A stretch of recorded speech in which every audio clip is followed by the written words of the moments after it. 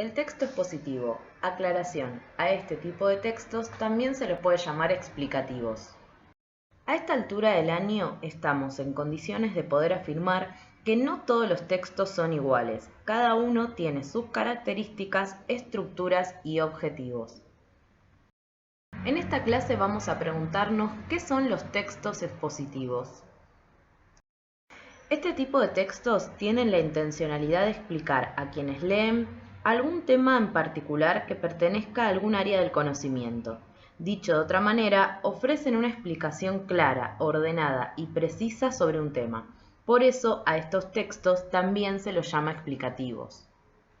Los textos expositivos pueden ser escritos u orales. Algunos ejemplos de estos son textos de los manuales escolares, explicaciones de los profesores, entradas de enciclopedia, etc. Veamos algunas características de los textos expositivos.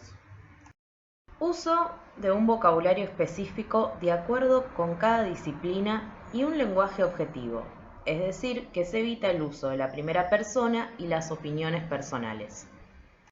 Adaptación a un público. Se adapta lo que se escribe teniendo en cuenta las características de un público determinado. No es lo mismo explicar un tema a niños o niñas de primaria que explicar ese mismo tema en la universidad. En los textos expositivos se utilizan estrategias para organizar la información. Veamos algunas de ellas. La definición consiste en dar el significado de una palabra o concepto caracterizando rasgos específicos. Ejemplo, los biomas son grandes regiones en los que se divide la Tierra de acuerdo a su vegetación natural y el clima. La ejemplificación consiste en aportar un caso particular para explicar un concepto más general. Por ejemplo, los ejemplos de biomas son selva, bosque tropical, entre otros.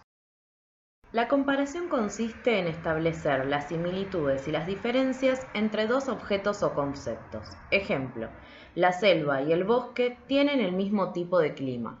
La reformulación permite volver a explicar un concepto pero con otras palabras. Se utilizan los conectores, es decir, en otras palabras, mejor dicho, o sea, para favorecer la claridad del mismo. Ejemplo, la vegetación crece en distintos estratos, es decir, existen árboles de diferentes alturas.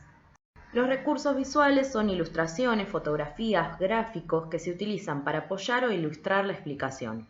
Pueden ir acompañados de un epígrafe que los describa. Es importante aclarar que los títulos de los textos expositivos deben hacer referencia al tema del que se va a hablar. Veamos un ejemplo de un breve texto explicativo. El dengue.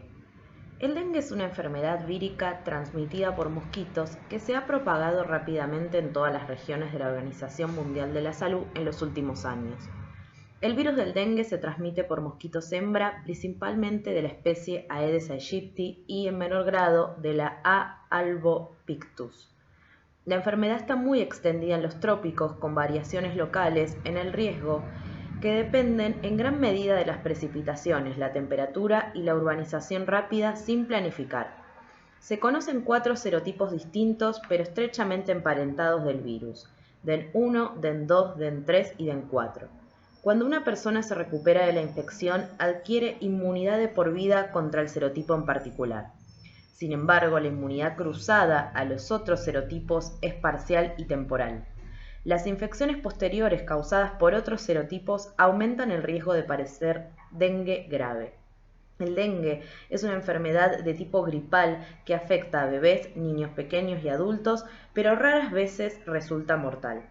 Se debe sospechar que una persona padece dengue cuando una fiebre elevada, 40 grados, se acompaña de 2 de los síntomas siguientes: dolor de cabeza muy intenso, dolor detrás de los glóbulos oculares, dolores musculares y articulares, náuseas, vómitos, agrandamiento de ganglios linfáticos o salpullido.